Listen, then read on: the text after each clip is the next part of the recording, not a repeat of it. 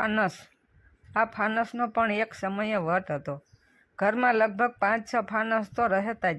એક દાદાને ઓરડે, એક ઓસરીએ અને એક નવપરણેતરને ઓરડે. બાકીના ડામચીઓ હોય ત્યાં બધાની લાઈનમાં પથારી થઈ જાય. સૂઈ જાય. સન્નાટો લાગે એટલે ફૂંક મારી ઓલવાઈ જાય. રસોડે પણ રસોઈ પૂરતું રખાતું હોય. સાંજના સમયે પણ બાકીના ફાનસો કેરોસીન અને વાટો બધાની ચેક કરી રખાતા. ફાનસના ફોટા રોજ સાંજે ચૂલાની રાખથી સાફ થતા. ચકચકિત આરપાર ચહેરો દેખાય ત્યારે મોંઘા લિક્વિડ નહોતા. બિગ બજાર પણ કયા હતી, છતાં સારી સફાઈ થતી.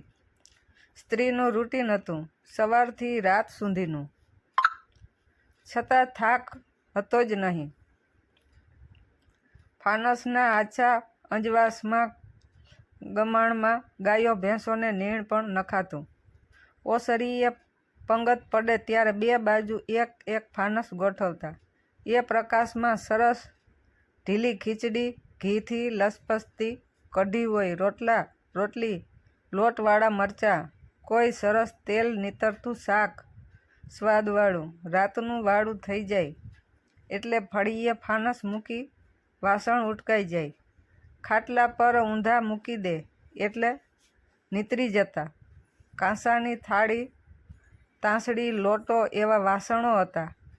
નોન સ્ટીક એટલે શું એ કદાચ ડિક્શનરીમાં પણ આવ્યું નહીં હોય. કઢી હોય તો સૂતી વખતે દૂધનો ગ્લાસ સૌ પોતપોતાના રૂમમાં લઈ જાય. દૂધ ફરજિયાત પીવાનું જ, એવું વડીલો કહેતા. દૂધ પણ ફ્લેવર વગરનું. આ ફાનસના આછા પીળા પ્રકાશમાં ભણતા એ આજ કયાંના કયાં પહોંચી ગયા છે. સારું ભણીને ફાનસ કેટલી સુંદર યાદોનું સાક્ષી રહ્યું હશે. આજ વરસાદ પડે, લાઇટ જાય ત્યારે ચાઇનીઝ લાઇટો અંધા કરી દે એવી ઘરમાં આવી ગઈ છે. ઓટોમેટિક ચાલુ થઈ જાય, પાછી ભૂતની જેમ આંખ અંજાઈ જાય તેવી જડુસ. પણ સાચું કહું, ફાનસ સાથે જીવવાની મજા હતી એ ફાનસના આછા અંજવાળાનો પ્રેમ, એમાં રહેલી કુટુંબ ભાવના, ધીમો પ્રકાશ, આંખોનું તેજ સાચવી રાખતો. મોતિયો તો લાડુ જ હોય એવી માત્ર ખબર હતી. આંખમાં હોય એ જડુસ લાઇટો આવ્યા પછી ખબર પડી. ફાનસમાં વાંચનાર શિક્ષક પણ સત્ય સાથે વિદ્યાદાન આપતા. ભણાવવાની રીત પણ ઠાવકી હતી. પીઠતા હતી વિદ્યાર્થીઓ અને ટીચર વચ્ચેની એક પૂજનીય, વડીલ અને બાળક વચ્ચેના સંબંધોની સંસ્કારી રેખા હતી. જ્ઞાન આપનારને વંદનીય ગણાતું. પણ હવેની આજ બદલાઈ છે, જે લખવા જેવું રહ્યું નથી. ફાનસ માત્ર આછું અંજવાળું નહીં, પણ ઠંડીમાં હૂંફ પણ આપતું. ઢોલિયાની બાજુમાં રાત આખી સળગે અને ઠંડી ઉડાડે.